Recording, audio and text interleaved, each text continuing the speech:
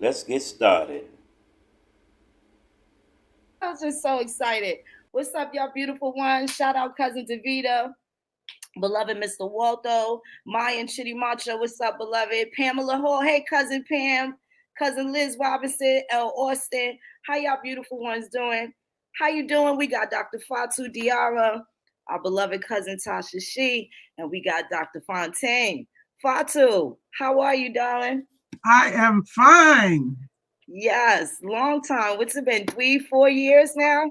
I think about 4 years maybe. Right. So you've like developed so much. 1,001 people have sent you access to their DNA. Mhm. You've learned a lot since the last time. Oh yeah. Man, what you got for us? We excited. We excited. I know the internet ain't gonna be the same after this. Oh yeah. Of course, more and more information. DNA only reconfirming more and more that we are the original people of the Americas. Absolutely. Oh my goodness. Yes, indeed. Yes, indeed. So, why don't you tell them a little bit about yourself? For those that haven't seen the first video, I did share it out today so that people were able to catch up. You are an odontologist. Let them know what that's about, what it is that you've been practicing for all these years. Actually, I'm an internist. I'm a physician. I'm a medical physician. I know why you said odontologist because I came out with that post a few years ago about the dentition and how we have a unique dentition among our people here in the Americas, the tooth shoveling, the oral tori, and these kind of features, which is found in high preponderance among our people here compared to West Africans who tend not to have those findings. So I understand, but I'm actually an internist. I have a subspecialty as well. But this particular field, the reason why I'm big on doing the DNA, just researching my family and genealogy, all of those things were my passion. Uh, Partly because, well, the major reason is my particular background, as most of your viewer audience or listener audience, I should say, know. My father was Ghanaian. My mother was from North Carolina. Both of my parents are deceased. So I came from both backgrounds. Now I identify myself as someone from this land. That's, my mother's culture predominated in the home. But my questions, I didn't have really questions about where my father was from. That was very obvious. But I always had a burning desire to find out where my mom's people was from. And I got a chance because I grew up with my dad. And I also very close to my relatives, from both sides of my family. I got a chance to compare. And I could really see from the time I was young, even though we don't have all this available information, that we have now. We didn't have it back then. I could see these were two different populations. I could just look at them, and it wasn't about complexion. I mean, literal features. I could see these were two different, and I will say this, quote unquote, black people. These were two different people, and I saw that visually. And I could see there were different cultural behavior, uh, a lot of things, and I just always in my heart, in my deep heart, always knew my mother's people was different. So I was always digging and research. And I'm gonna tell you something. I intuitively knew my mother's people were American Indians. Now I have books on my shelf going back to when I was in Catholic school. And I left Catholic school at the age of 13, and then I went to high school, public high school. I have books in my library that I took from that Catholic school library. A couple of them I never returned. And one of them was the Mound Builders of the Southeast. Another one was early American Indians. So I didn't grow up in a home where my mother really was acquainted with that part of her heritage. She really just knew herself as Black, Negro. She really was just rooted in her identity as it was given to her. I didn't really have that oral history that a lot of people have, unfortunately.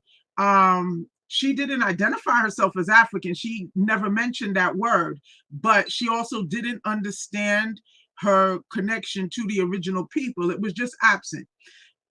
What I will tell you is that there was something inside of me that always knew that. So I was digging, and to the point where I was doing so much reading about it. And again, this was before I even entered high school. So we're talking about, I was born 1970. So that gives you the time frame. So we didn't have access to all of this. My mother asked me one day, why do you keep reading about American Indians?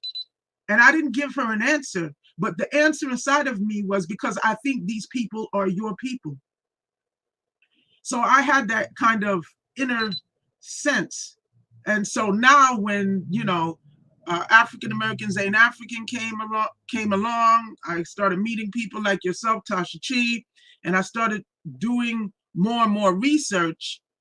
Everything just kind of came together. But before I even joined the Facebook group, just based on my own genealogy, I had come to the conclusion that my family and the related families in the area of North Carolina where my mother was from, based on my genealogical research, had descended from those groups.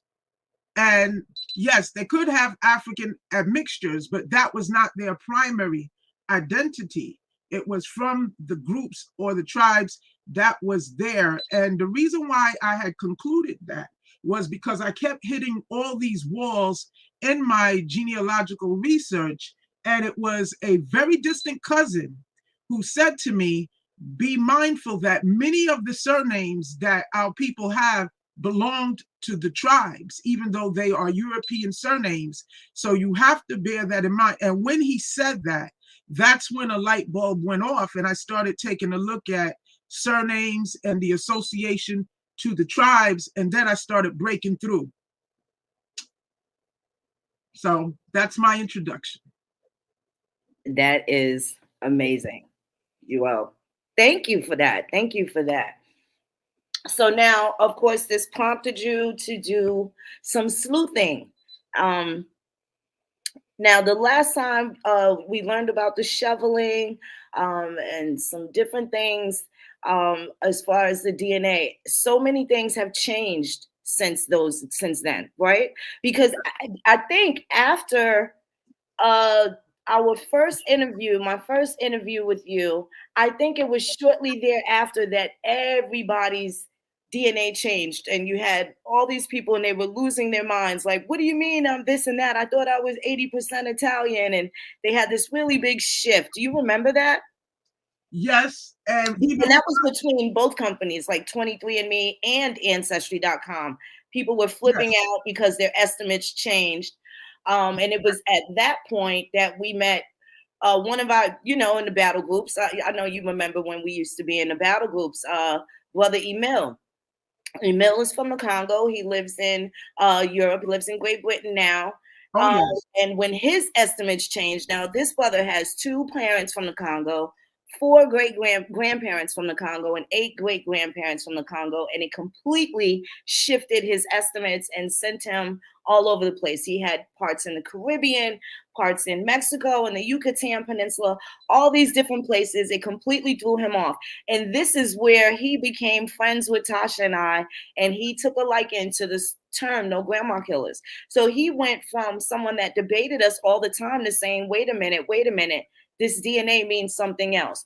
And I don't like the Pan-Africanists who aren't really even for the causes, for Africa to prosper. He said the Pan-Africanists are using DNA against the American Indians to put further confusion in.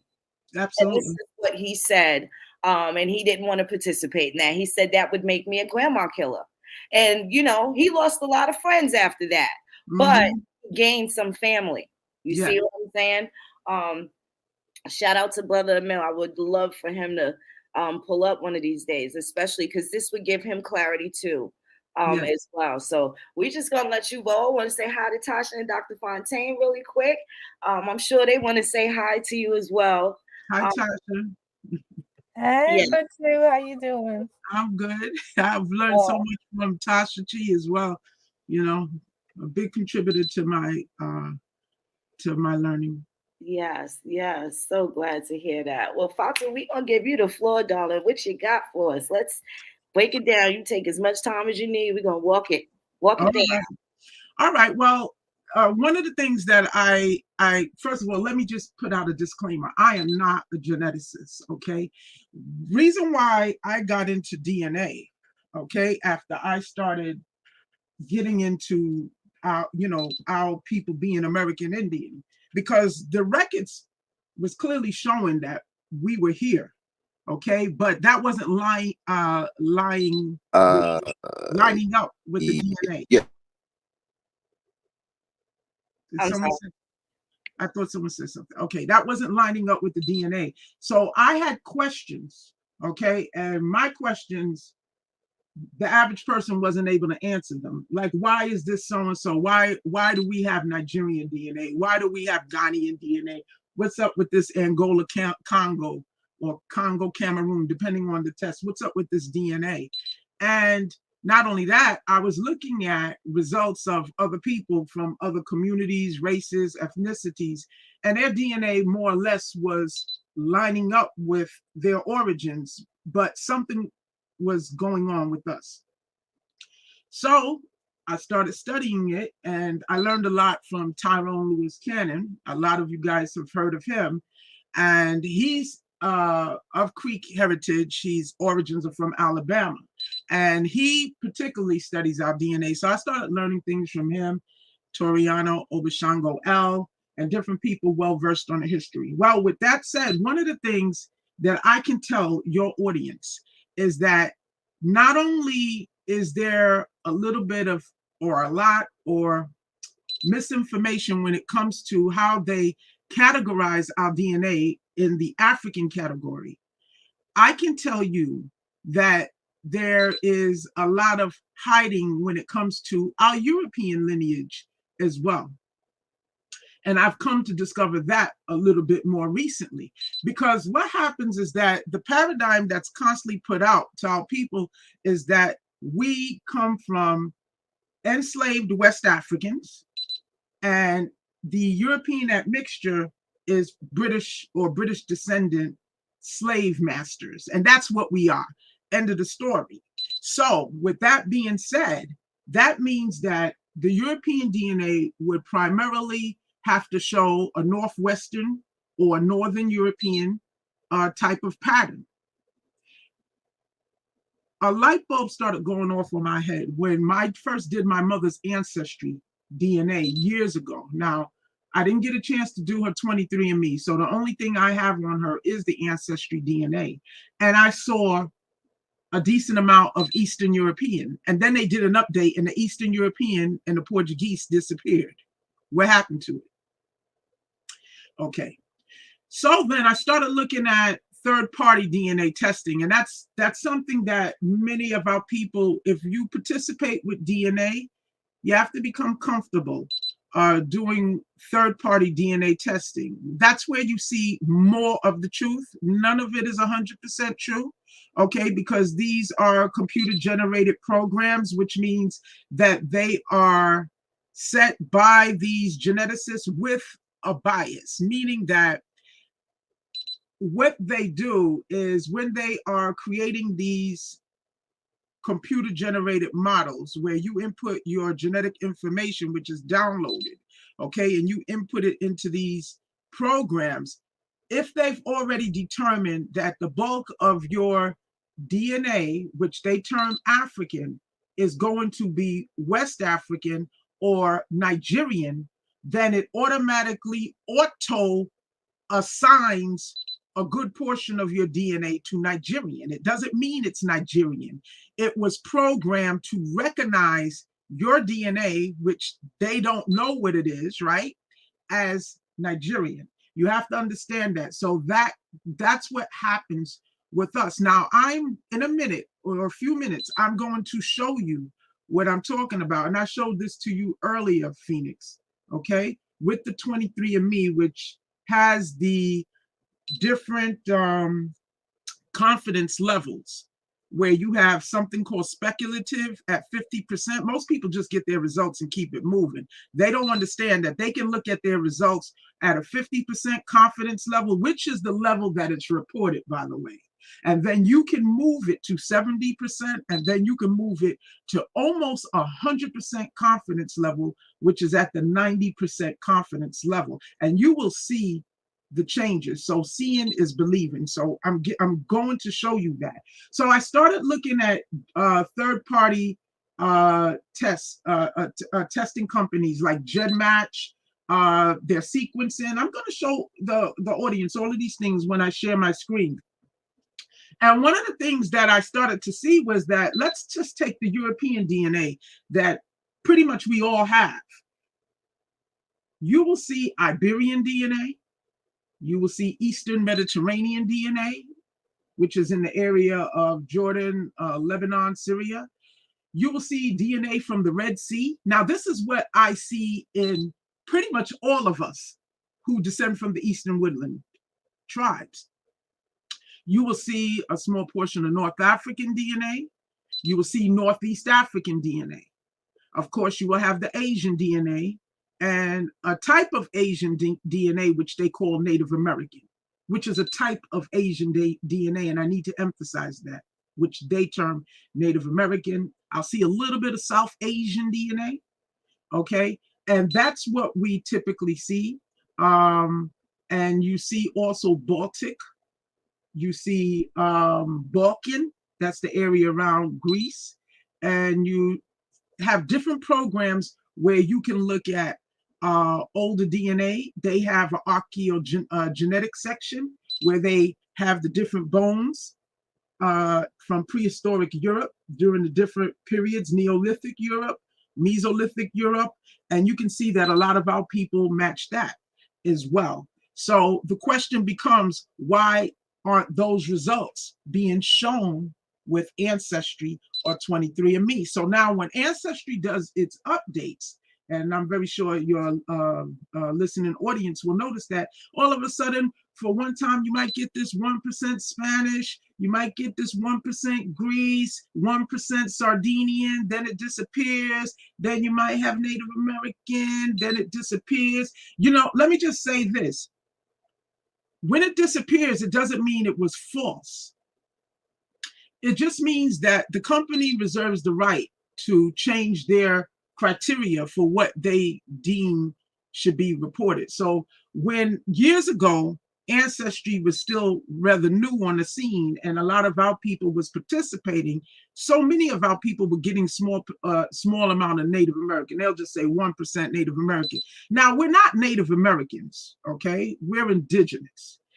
However, the reason why I'm pointing this out was they changed and they did an update. So now the criteria became different. You have to actually have more Native American DNA before they actually assign it to you. So many people who had 1% Native, and that was so many of our people, pardon me, all of a sudden now that didn't show up. The Eastern European my mother had no longer was there, and it wasn't even a small amount. The Iberian DNA from Portugal disappeared. Then my uncle had South Asian that appeared. Then that disappeared. And I realized they had to do that because the question becomes, if they showed all these results and didn't do an update and they disappeared and you kept looking at that, that would make the average person question, where did these results come from if we're just merely West African slaves, perhaps mixed with some rape blood from British slave masters? Because you have to explain the tiny Asian DNA markers, the Filipino DNA markers, the Iberian DNA markers, the small amount of Italian, Greek, all these DNA markers, Eastern European DNA markers, and really, I have to tell you, it's really DNA markers from all over the planet, and that is extremely unique to people who descend from the Eastern Woodlands. And a little bit of the Caribbean, but I would say particularly the people that come out of North America. So looking at the DNA is very helpful and educational, because even in the effort to hide or confuse our people, we still have a pattern. And those are the patterns that I've noticed. And I'm not the only one that has noticed this. So it'll show up on GEDmatch's Western. So let me stop talking and let me just start illustrating. Hold on. Okay. All right. And Dr. Fatou, I don't mean to jump in, but there's like Yeah. a beeping sound in the background. I know some people might have headphones on. They might, be listening. I don't know if you can do anything about the beep. You know what? It sounds like a little bird chirping. Yeah, yeah. That's my alarm. Unfortunately, I can't turn that off. Oh, okay. I hope it's not too disturbing. Oh, hold on. Alrighty.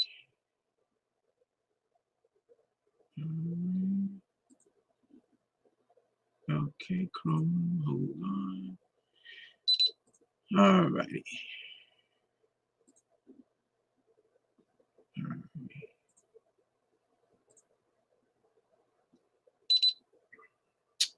I'm gonna go to my uncle's, or I'll go to a cousin of mine.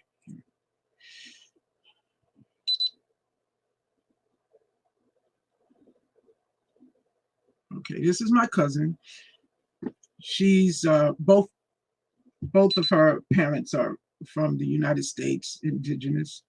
Okay, so she's not half and half like me. And this is what typically your listening audience will see. Okay, and so this is very typical for someone who just is from North America, Eastern Woodland descended. Okay, Dr. Fatou, I don't think we can see it. really? Okay, Yeah. You have to press the, yeah, there you go. Yes, ma'am. We see it now. you see it? Yes, ma'am. Okay. All right. So this is my cousin, and I was, she's indigenous to this land and of Eastern Woodland background. And this is what many of our people, this is very typical of results. Okay. The variations could vary, but this is very typical. So as you can see here, they assigned 77.5% of her DNA to sub-Saharan African, 20% European. This is classic. And then, of course, you have the East Asian Indigenous American, and she has the Southeast Asian and, a little bit of North Asian, and you have West Asian and North Africa here. Okay. All right. So this is what I want to show. Hold on.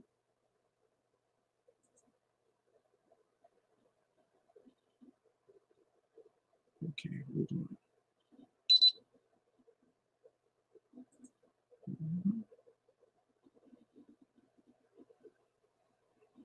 The screen is very important. Right here, you go to DNA painting, view report. Okay. And you see right here, this for some reason, I find that I cannot do this on a telephone. If someone has a smartphone, this feature always seems to be available on desktops or laptops. So anyway, you go to the confidence level, and this is important because what is reported is that speculative. And I want your audience to pay attention. Speculative. Okay? Now, this is what happens when we are very certain of the results. We're going to click it right here at 90%. Now, let's look at the results. What do you have here? That Nigerian went from 25% down to 5%.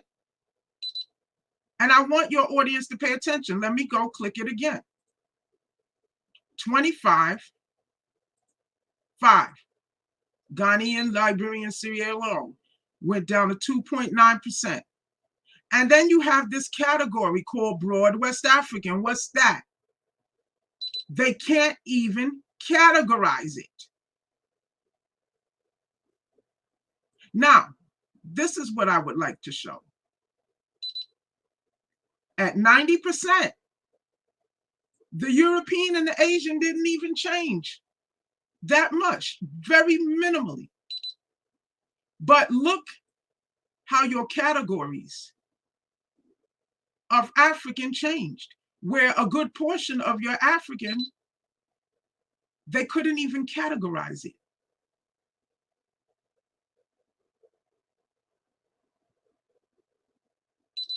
So that means they are assigning you categories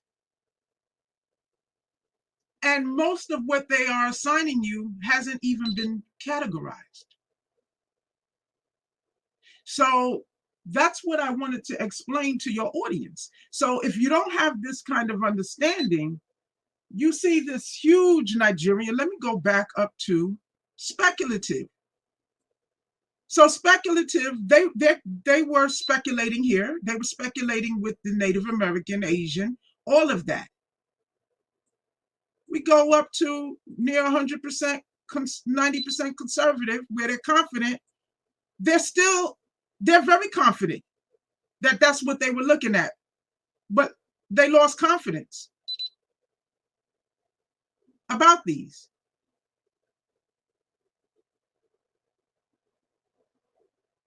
Okay. So, in the past, when we had this interview, Phoenix, I mentioned to you that there's something called ancestral informative markers. And that's what we share with continental Africans. Okay. But they're not going to tell you that that we have a category unto ourselves. So it's important to understand these things are generated by computers. It's good to look at it, but you have to have an understanding of what you're looking at and the weakness of it.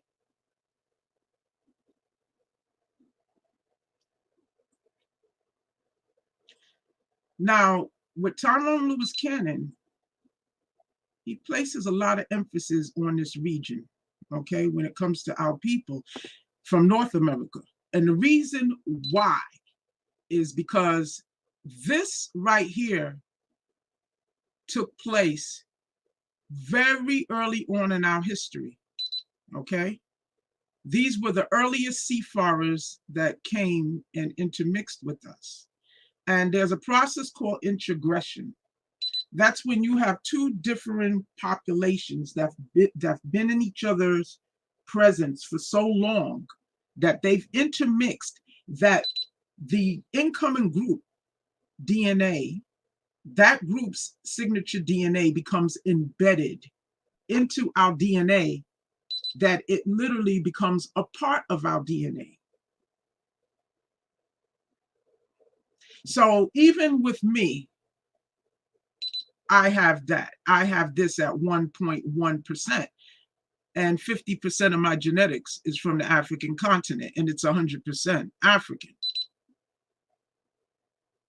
Because it's not easily mixed out, because this took place over a long period of time.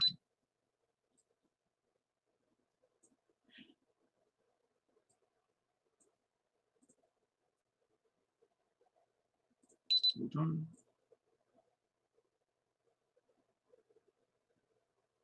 Okay.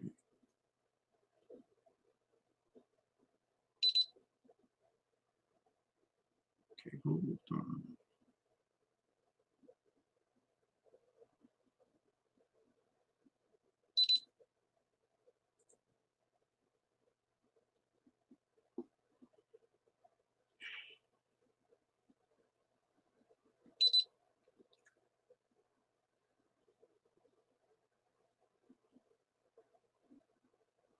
Okay, this is a Ghanaian relative of mine.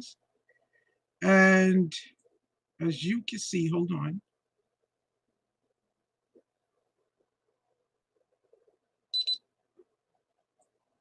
They were able, because they pretty much have DNA at this point from all over the planet, they were able to localize the tribes that he's from, because they simply have the sequences from all over the planet. It's not rocket science. Now, this is what I wanted to show your audience, because, I said this to Phoenix earlier. Two things can be, hold on, correct. It's not, because over the years, I've heard people say the transatlantic slave trade wasn't true, yeah. No, it was true. And you have more Africans participating in these DNA studies. So it's not as if we can't prove they have relatives, particularly coastal Africans. So some of his lineage comes from the coastal tribes of Ghana. So if you look here, and these will be relatives, you will see,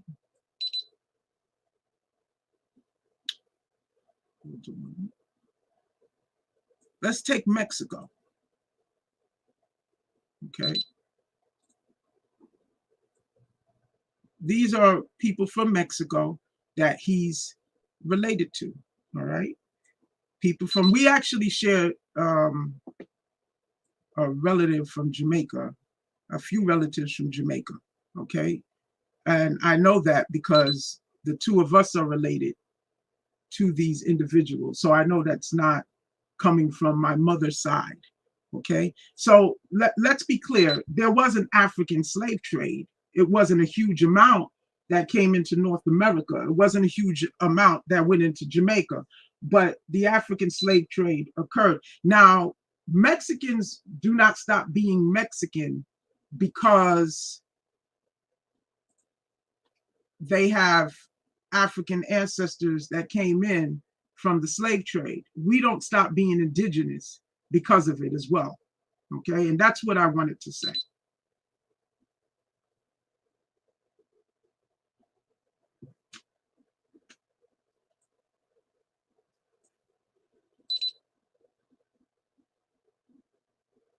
Does anybody have any questions?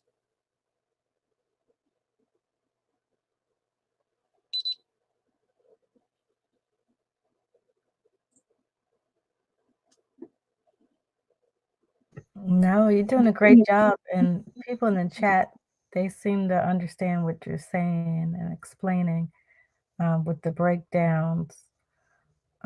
Is there a way to show?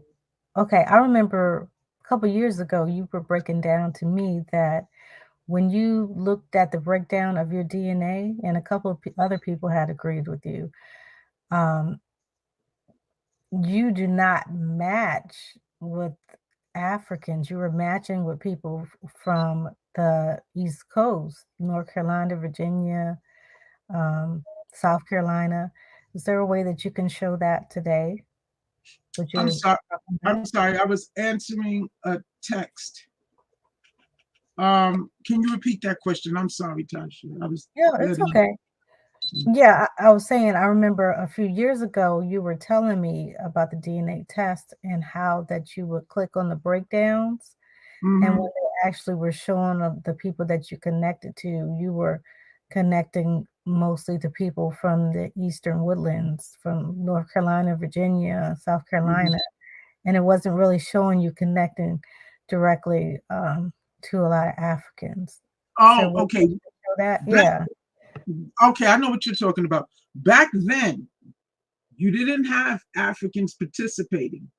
And what I noticed, now see, back then I was looking at my uncle's, my mom's brother, her full brother's DNA.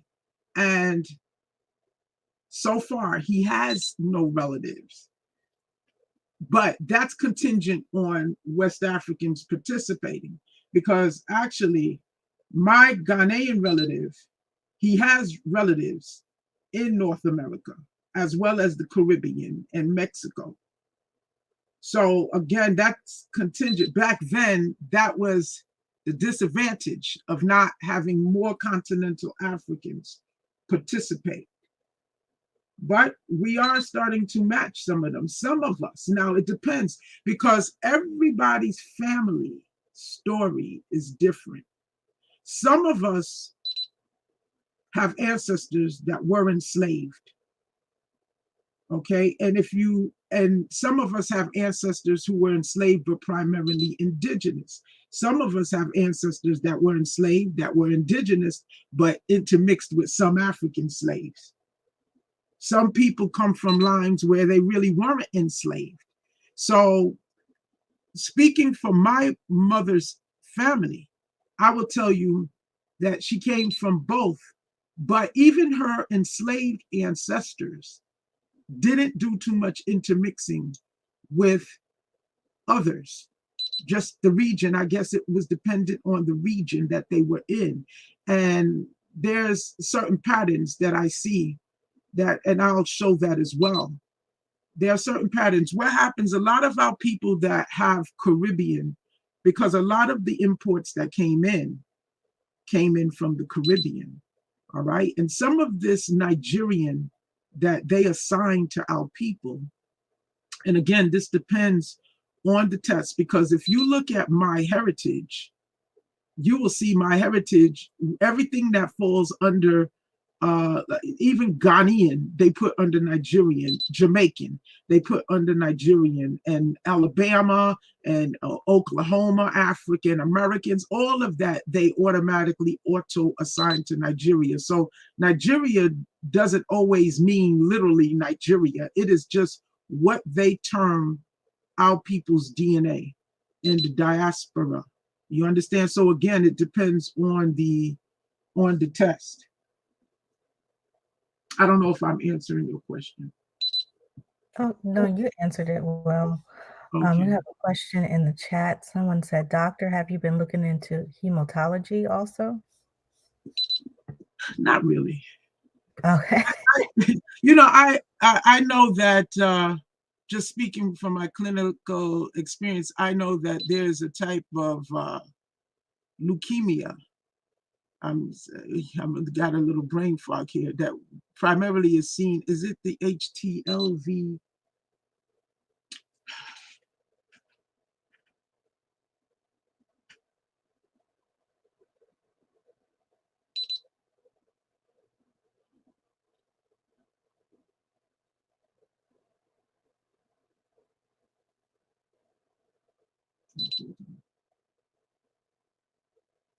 There's a type of leukemia that we see primarily.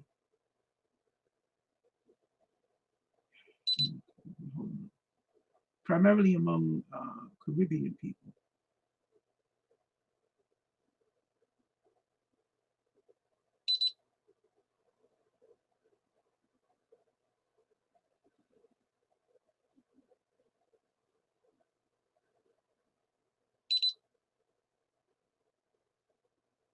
And it's like a T-cell leukemia. We also know there's this type of diabetes that we used to call Brooklyn diabetes when I was in training. It's an aggressive form of diabetes. It's a type 2 diabetes, and I've seen this. And it converts to almost really like a type 1, where they become insulin dependent and can go into ketoacidosis. We see that in a subset of people from the Caribbean. So all of these things to me it's very suggestive that the people were there for some time, that they've developed certain types of illnesses peculiar to themselves. That's not coming from people who were recently transported from someplace else. I mean, but I'm not a hematologist. Okay. And someone asked, which tool is that with the estimated sequences that you were using? Oh, that is called the confidence. And you could switch it. It's automatically, your results with 23andMe they're automatically reported at a 50% confidence level. But you can switch it to 90%, and there you will see that your European and Asian Native American barely changes, but you will have a huge change in the percentages of your Nigerian, Congo, Ghanaian, all of those things go down. Okay. And then there's another question.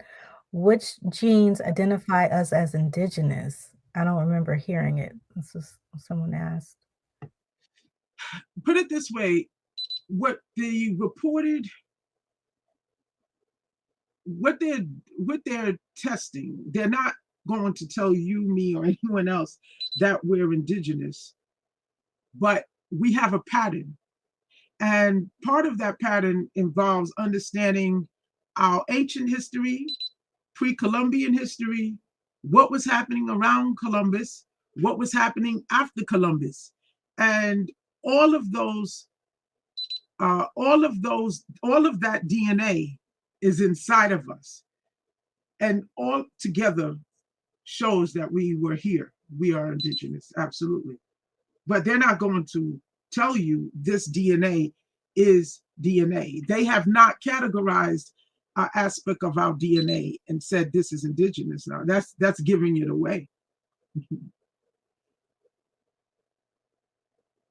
Now, I remember some years ago, you found an article that was breaking down the DNA of some of the Wampanoag, I believe, that were, Oh yes. and I think they were enslaved in Barbados or Bahamas, someplace in the Yes, Caribbean. Can you speak on that absolutely. today? Yes. There's the Pequot, the descendants of the Pequot Indians who were taken to St. David's Island, which is off of Bermuda.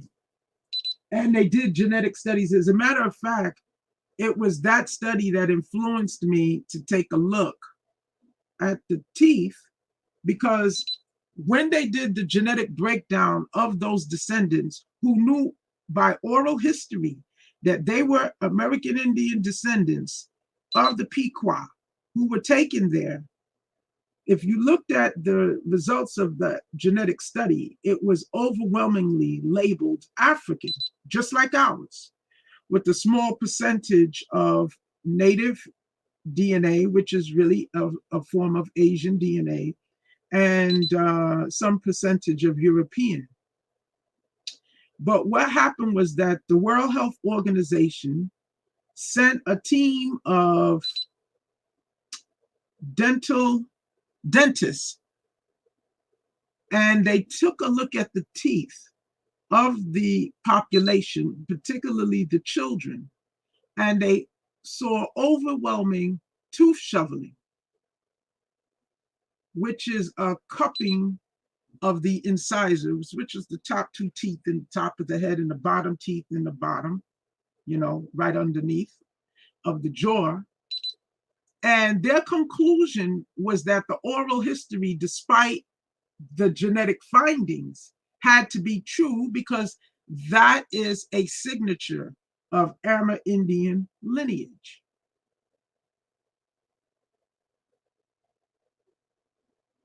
And we have the same findings in our mouth.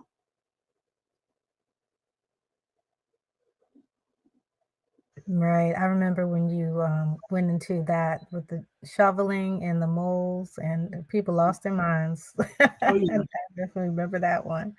Yeah, at first I was not looking at the teeth. I was looking at the oral tori because that was brought to my attention by a patient of mine from Jamaica. And I was doing a physical examination on her. And when I looked into her mouth, she made it a point to the bone, a round ball in the roof of her mouth at the upper palate. And she made it a point to tell me that her dentist said that was indicative of her Arawak heritage. And she didn't know what it was called. Now, after that, I started just taking a look in my patient's mouth. A good portion of them are Caribbean. And I noticed like every other one had it, particularly the women.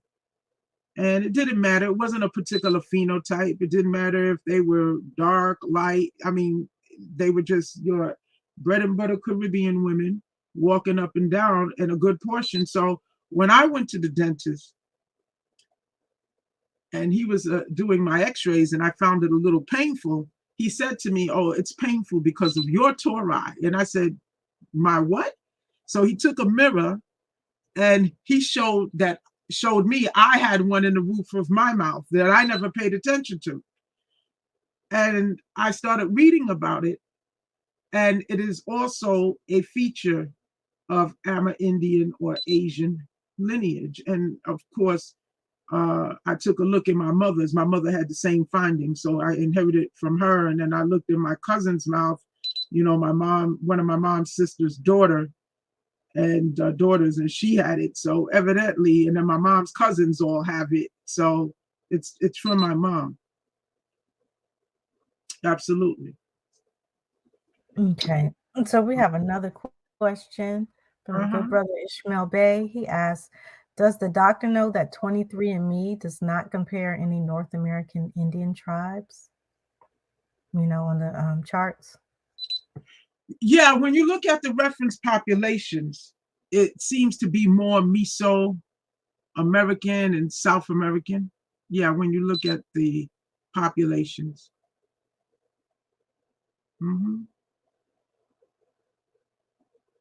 But again, who are those people? They're still primarily Asian descendants. The significance of that DNA, again, is put it this way. It just shows we were here when they migrated and intermixed with us. We are not the same. And if you look at their DNA, by the way, they have tiny percentages of Nigerian, Congolese, and that DNA as well.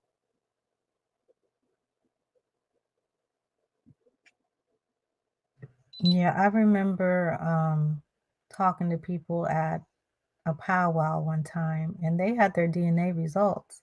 Now, these are full-fledged enrolled members, and it didn't matter what color the person is. They all had a large percentage of Nigerian and Cameroonian DNA show up on their results, but they didn't have oral history of having Africans in their bloodline. And I remember we spoke about that when you mentioned the Pequot results, and it seems like they're categorizing the woodland DNA with those West African nations. Right. And then those people aren't getting results. They're not getting cousin matches with people from those areas either. So that's a telling sign right there of what you're saying is exactly true. That's right. So if you give me a second, I'm looking up something I would like to show your audience.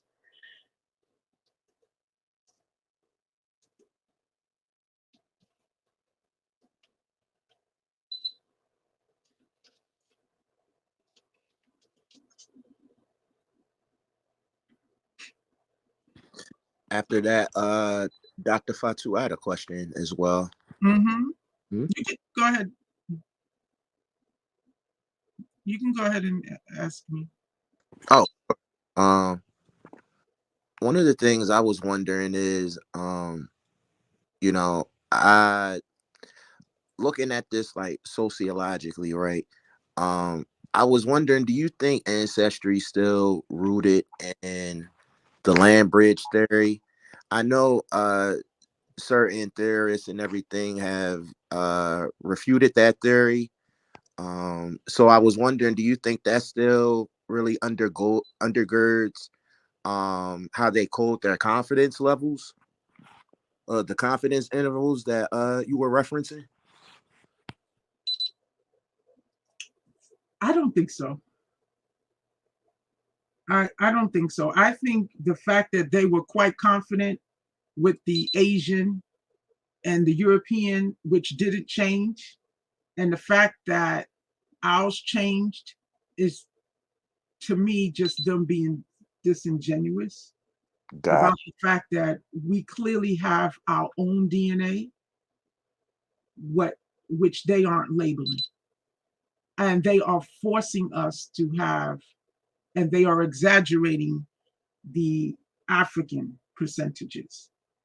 Because as you can see, once you went up to 90% confidence, the African percentages actually went down, and then this Right. undefined category went up.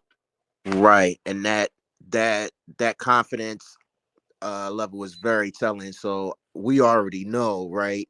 If we took it up to 95% confidence interval, that that undisclosed or unknown would probably increase even more because Exactly. right. Got it. I'm tracking. Right.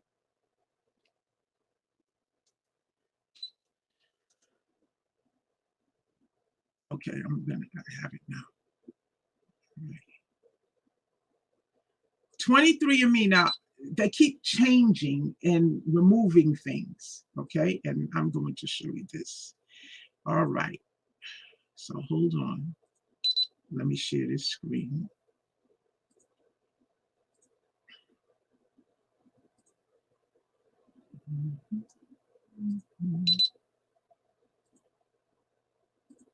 Okay.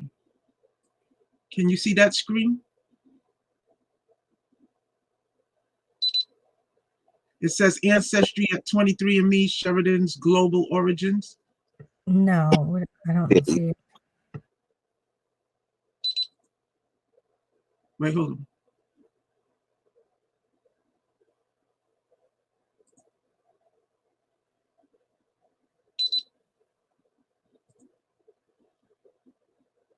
You don't see it?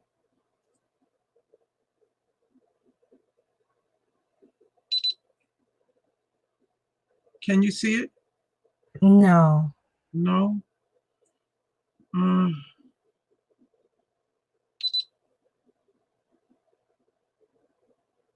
on. Did you share the screen? You might have to remember last time you had to press something else.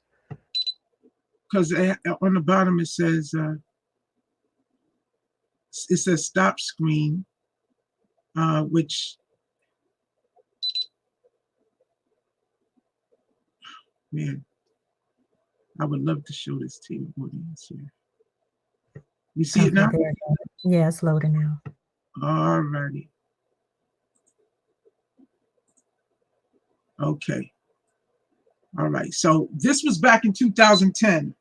And this was something called global similarity. It was a feature in 23andMe that they no longer have. Okay. Now, this is a so-called African-American participant. And I'm going to show you something. She participated in 23andMe back then, and they had the global similarity. And I can see why they got rid of it. Because when you look at the global similarity, who she's closest to genetically, this is what popped up. All right. Northern Europeans, Southern Europeans, Northern Africans, Near Easterners, Southern Africans, East Africans, then West Africans. So please tell me, how is it that the people that we allegedly come from is down here in terms of genetic closeness?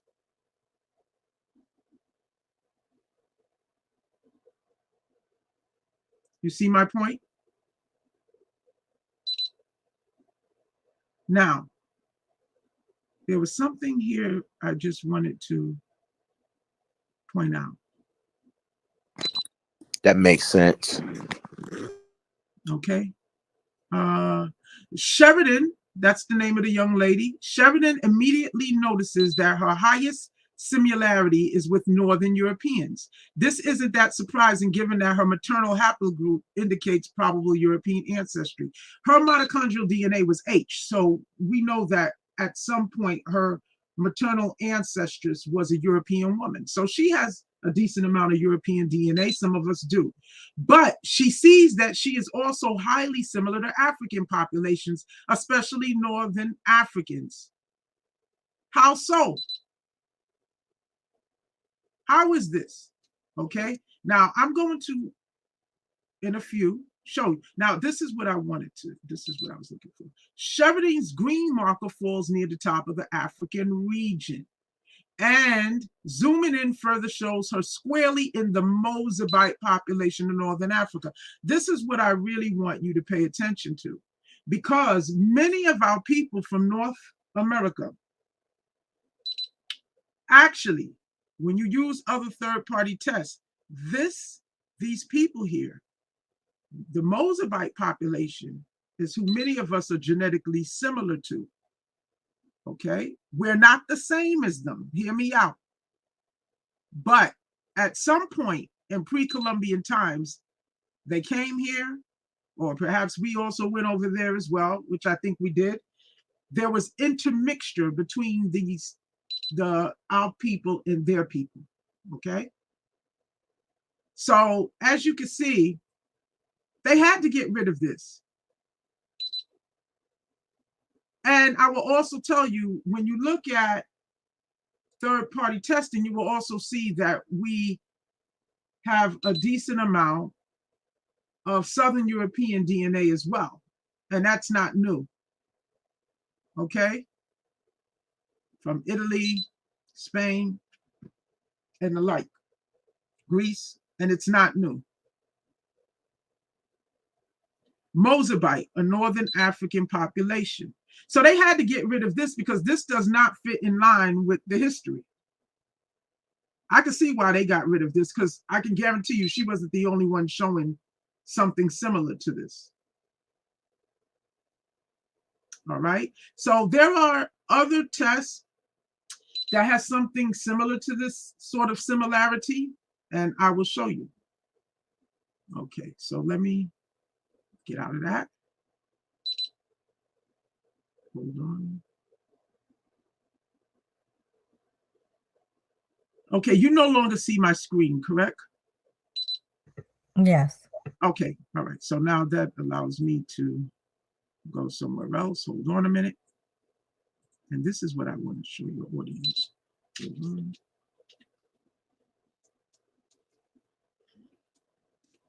There's another third-party test.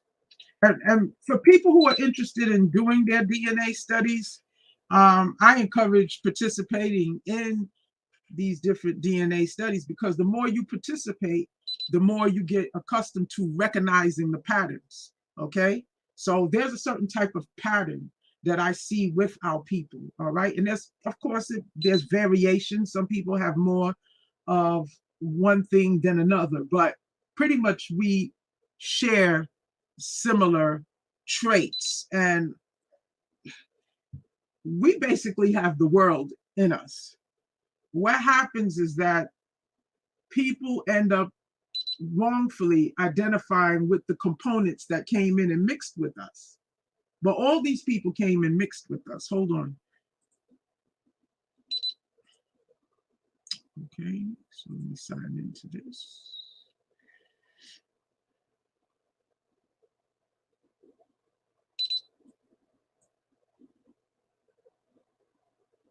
Oh man, this says our site will be back online tomorrow. Oh man, something really good. They're doing an update at that site, so can't do that. Hold on. All righty.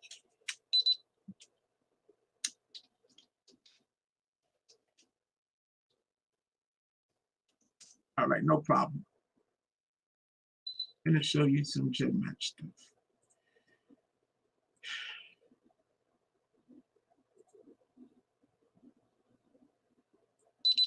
No problem.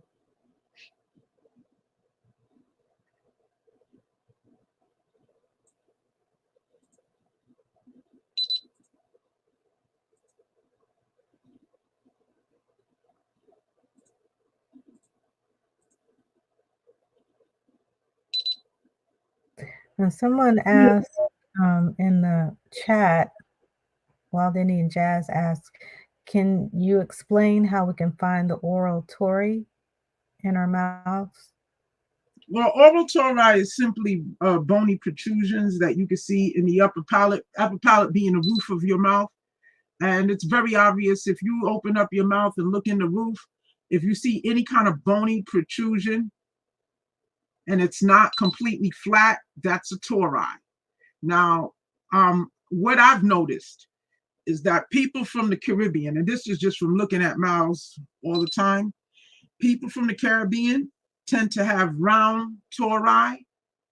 People from North America tend to have long, elongated tori in the roof, unless they are from like areas like South Carolina where they have a significant amount of Caribbean lineage. Then sometimes I'll see round tori on people like that. But the thing that's a little more unique to people from North America is that we have submandibular tori, something that I rarely see on Caribbean people, and that would be in the bottom of your mouth, the bony protrusions inside on the bottom underneath your tongue. I find that people from North America tend to have those as opposed to the Caribbean people.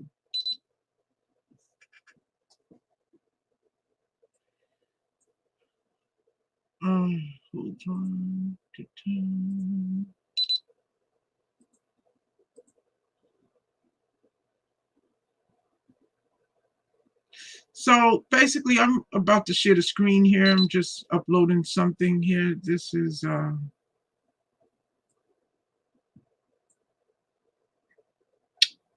alrighty. Hold on here. Let me share my screen.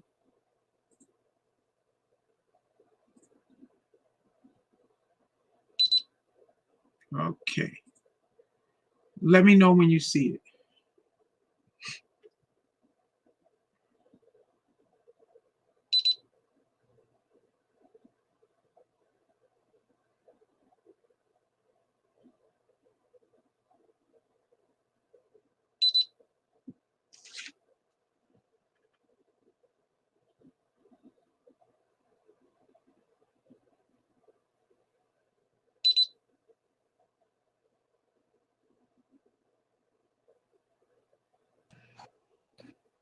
Not just yet, Doc. We don't see it.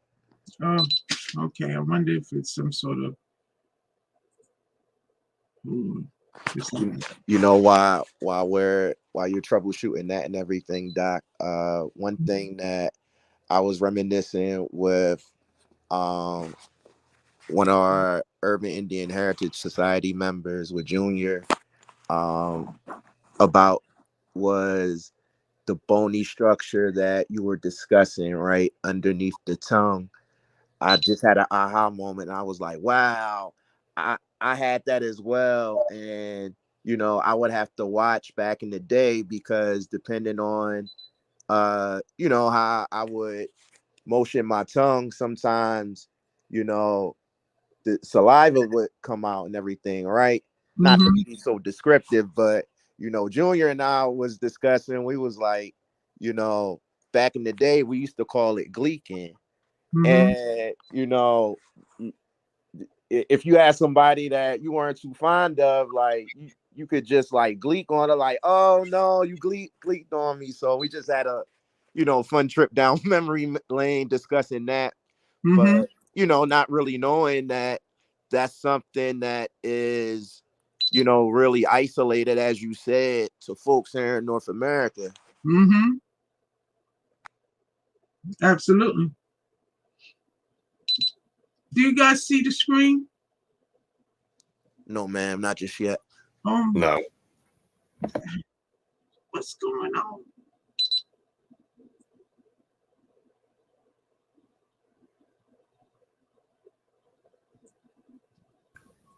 And peace, everyone. Peace, David. How you doing tonight? I'm doing pretty good. Can't complain. Hope everyone else is doing well. Let me see if I could try this again. Peace, David.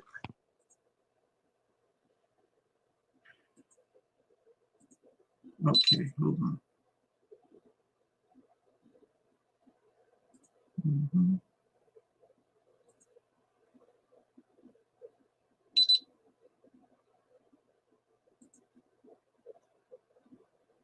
All right, hold on.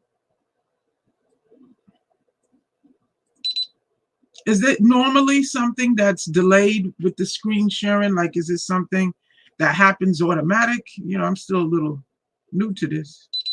Yeah, sometimes it is delayed, but then other times it goes right to it. So yeah. Okay, so maybe I just need to, I'll be a little patient and then we can. Hold on. Let me try this again.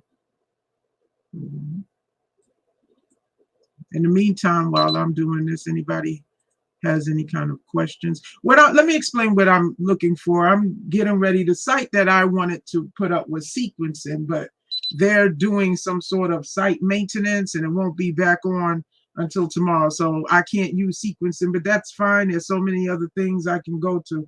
I wanted to show GEDmatch, which is a third-party site. Anybody that I'm sure a lot of your listening audience heard about it. And you download your data, you create a GEDmatch kit, and then there's different programs. Well, we have certain features or characteristics that I wanted to show. Hold on. Here.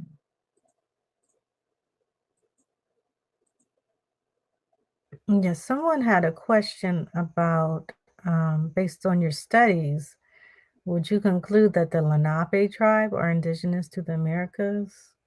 Now, you know, there's people saying that the Lenape came from Asia and migrated and all that. And then there's other people saying the Lenape has always been here. So there's someone's asking you, what's your opinion on that? I can't answer a question like that. I will tell you this. Based on what I'm seeing from many people from different types of tribes who descend from the Eastern Woodland, I would say that the DNA evidence shows that we were here a very long time, and many of us show the DNA of the earliest seafarers on the planet. And we contain the Tyrone Lewis Cannon did a study, his own study, and I see this just looking at samples all the time, that it is very unlikely to see a so-called African American from North America who does not have Austronesian markers, which would be the Southeast Asian markers with a little bit of South Asian, but primarily Southeast Asian. It is very, and now the question is, why do we keep going back to that? Because if they were the earliest seafarers on this planet, okay, whose DNA was different from ours, and we, almost 90% of us possess those DNA markers, and they had to visit us on when our forefathers were on the Pacific Rim, whether it was in the California area or in the Peru, Chile area of South America. If almost 90% of us possess those markers, then we had to be in this hemisphere when they came visiting. So I can't, you know, that's at least for the DNA test that we're working with, that's as ancient as it gets. So, you know, arguing who wasn't here, who was here, I mean, at this stage of the game, we all have ancestors that migrated here and mixed in. The fact that we even have their markers, they're not indigenous to this land. They came in